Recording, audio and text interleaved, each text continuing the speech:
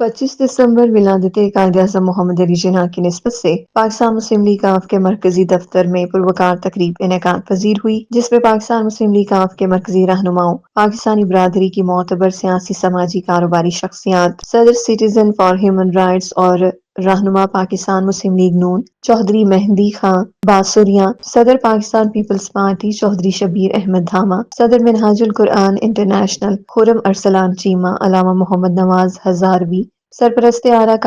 ممبر اسحاق Khurrana, chairman صدر ضیاء الامت foundation international Hafiz Shahid Ghaffar Gujjar, vice chairman Chaudhry Pervez, vice president Chaudhry Akbar Amwana, رہنما صوفی خالد حسین نے شرکت کی۔ تلاوت قرآن پاک اور نعت رسول مقبول کے بعد تمام شخصیات نے صدر پاکستان مسلم لیگ ء چوہدری مدثر خادم سہل کو پروقار تقریب کے انعقاد پر مبارکباد پیش کرتے ہوئے قائد اعظم کی قیام پاکستان کے لیے جدوجہد پر خراج تحسین پیش کیا۔ چوہدری مدثر خادم سہل نے کہا کہ آج کا دن ہمیں اتحاد، ایمان اور تنظیم کے سنہری اصولوں کی یاد دہانی کراتا ہے، جن پر عمل پیرا ہو کر پاکستان کو ترقی اور خوشحالی کی راہ پر گامزن کیا جا سکتا ہے۔ آج کے دن کی مناسبت سے کیک کاٹا گیا۔ آخر میں وطن پاکستان کی ترقی، وطن پاکستان کے قربانیاں دینے والے پرکھوں کے درجات کی بلندی کے لیے دعا کی گئی۔